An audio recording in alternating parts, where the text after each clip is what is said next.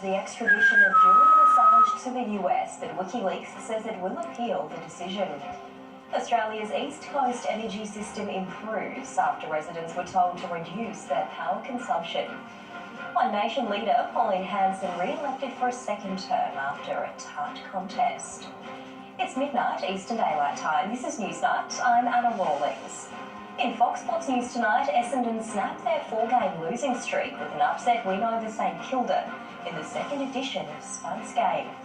And a double from Jerome Hughes secures the Storm a victory in a high-scoring contest with the Broncos.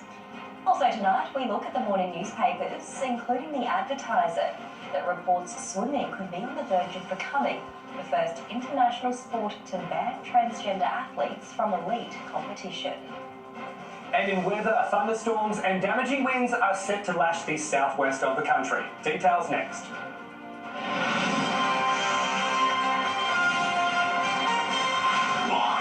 This is Newsnight. The United Kingdom has ordered Julian Assange's extradition to the United States. The WikiLeaks founder is wanted by American authorities over documents leaked in 2010 and 2011. Britain's Home Secretary Priti Patel approved the decision. He has 14 days to appeal. Mr Assange has been in a UK prison since 2019 after he was removed from the Ecuadorian embassy in London and arrested by British police. WikiLeaks released a tweet in response to the decision that read, "The UK Home Secretary approves extradition of WikiLeaks publisher Julian Assange to the US, where he would face a 175-year sentence. A dark day for press freedom and for British democracy. The decision will be appealed."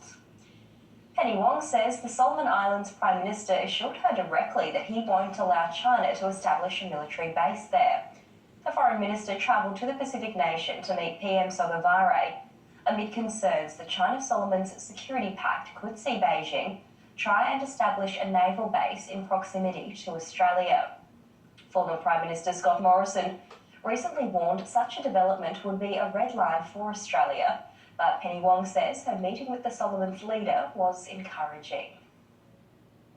Australia's view does remain that the Pacific family should be responsible for our security, and the Pacific family is more than capable of providing that security.